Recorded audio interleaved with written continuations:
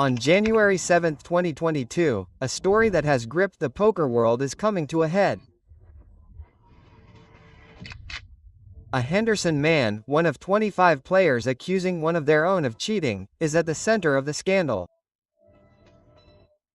TR Action News reporter Austin Carter explains how they claim he scammed them out of hundreds of thousands of dollars. It's player versus commentator, accused versus accuser, the likable guy turned cheater versus the sharp-tongued commentator who first called him out.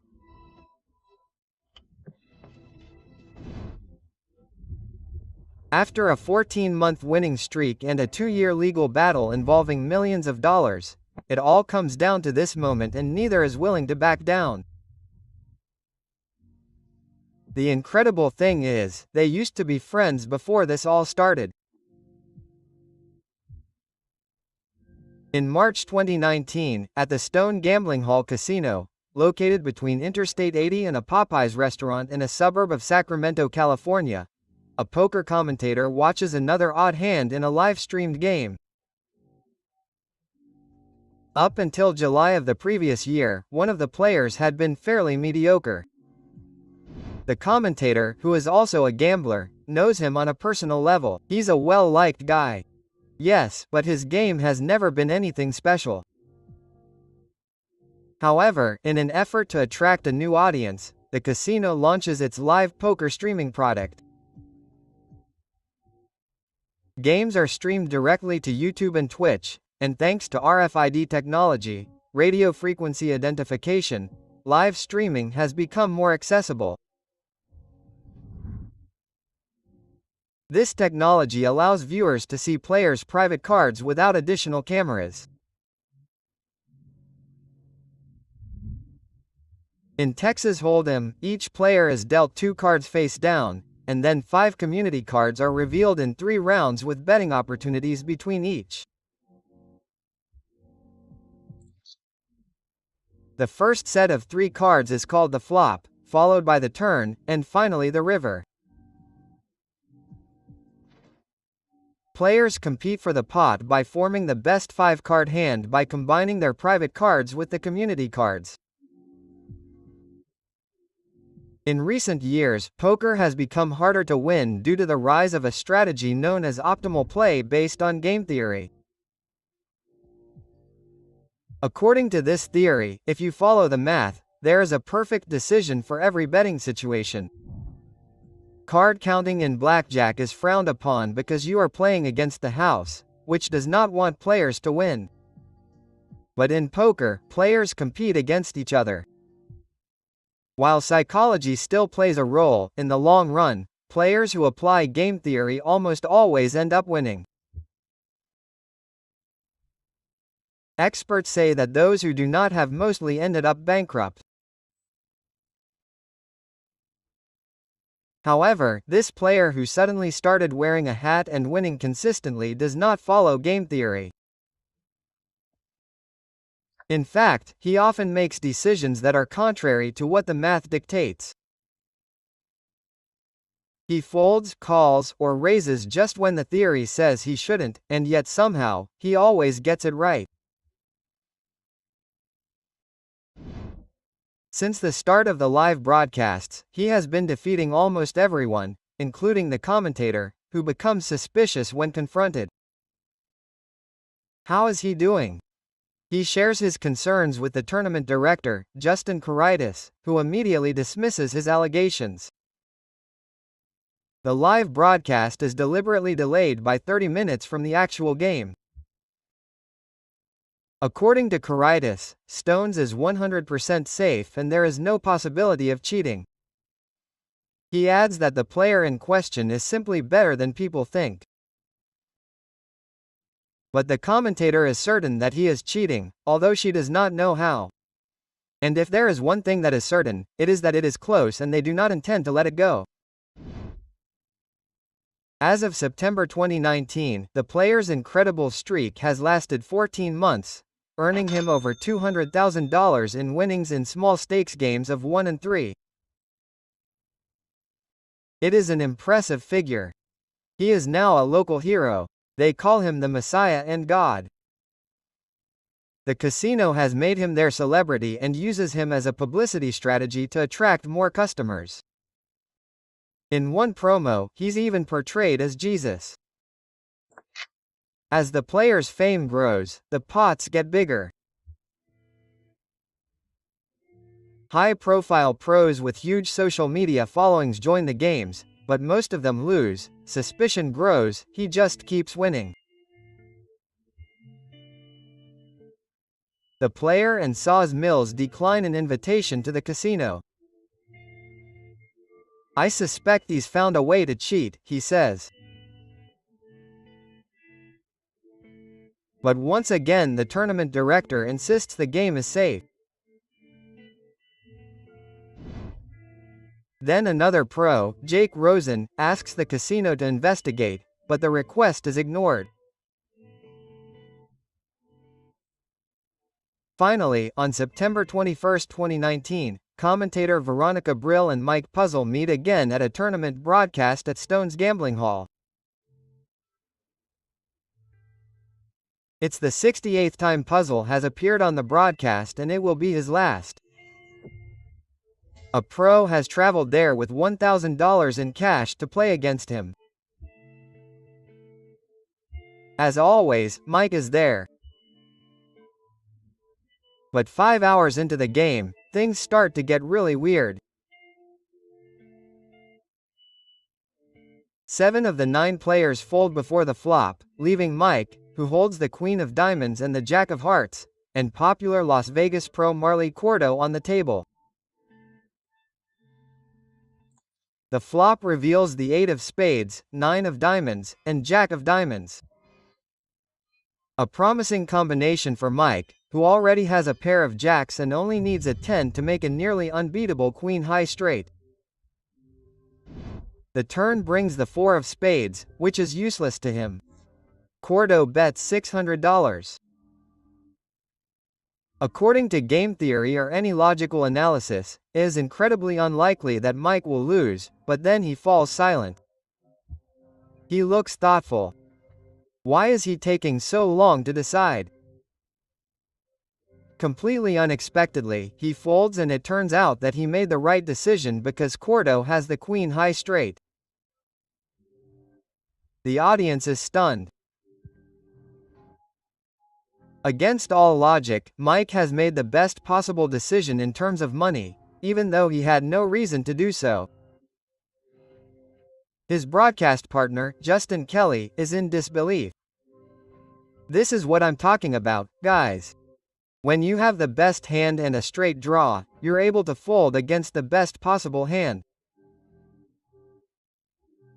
Pell is a freak of nature, but this time Veronica, who considers herself a natural analyst and for whom mathematical logic is the most important thing, can't keep quiet. It doesn't make sense. It's as if she knows, it doesn't make sense. It's weird. It's clear from her tone of voice what she really means. Mike is cheating and from this moment on there's no turning back. On September 28, Veronica posts an 18-minute video on Twitter with Mike's most suspicious hands. "Are you 100% sure that this player is cheating? Don't you think there's more than a 0% chance that he is? Yes. If we simulate this situation 100 times with players of similar skill, he's in the top 95%. Veronica is convinced that Mike is somehow seeing other people's hidden cards or someone is telling him how to play, and that has already netted her $250,000 in winnings. Mike responds furiously on Twitter. He claims that he has always played with a unique and aggressive style, and then emails Veronica asking why she betrayed him and exposed him to the public's judgment. Suddenly it's Veronica versus Mike, and one of them will fall. The only question is who. Poker is a game between players, not the house, so respect for each other is everything. Accusing someone of cheating without sufficient evidence can lead to war. Pro gambler Matthew Burkey warns Veronica. You're not providing enough evidence. In this game, trust, word, and morality are all currency. And since Veronica is not a well-known player, she was hired as a commentator because she is attractive and has an interesting story. As a former refugee, DJ, and registered nurse, the backlash against her is swift. He is the victim of a torrent of online abuse from an increasingly hostile community. How can he prove what he knows to be true? How is it that Mike seems to know in real time when to fold, bet, or raise? Other professional players are also becoming suspicious, and poker podcaster Joey Ingram decides to investigate on his own. On October 1st, he shares his findings from one of Mike's tournaments in a 5-hour live stream. It shows numerous suspicious hands where Mike looks at his phone in his lap just before making illogical, yet successful, decisions. Ingram's stream goes viral, so he decides to do the same thing every night for a week. His followers join in the investigation, posting spreadsheets and graphs showing that Mike won money in over 86% of his games, a feat that is practically impossible, considering the number of players and the mathematical odds of Texas Hold'em.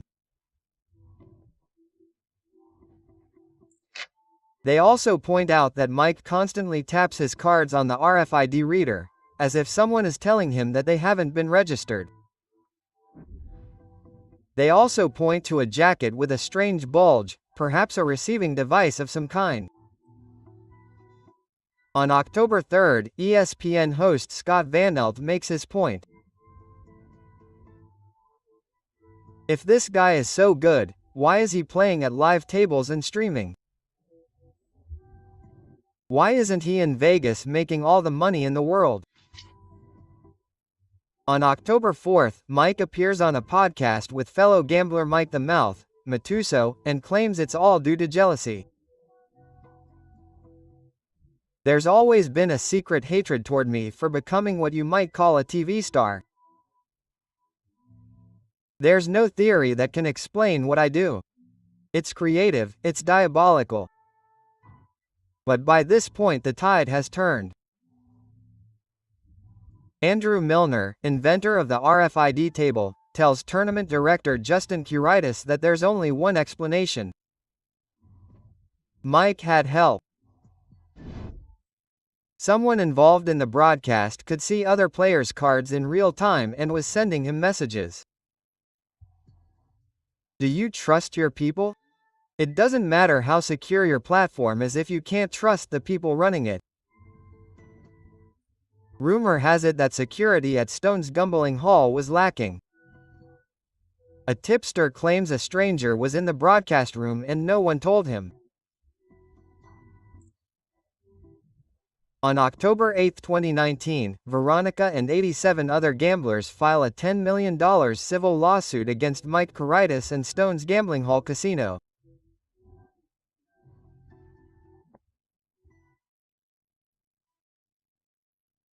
The plaintiffs have reason to believe that the systematic fraud was carried out by Mr. Postle and other unidentified individuals, through the use of his cell phone, which he held in his left hand while hiding it under the table, and/or through a communication device embedded in his baseball cap, which featured an artificial bulge absent in photographs of the same device when he was not playing on the Stones live stream.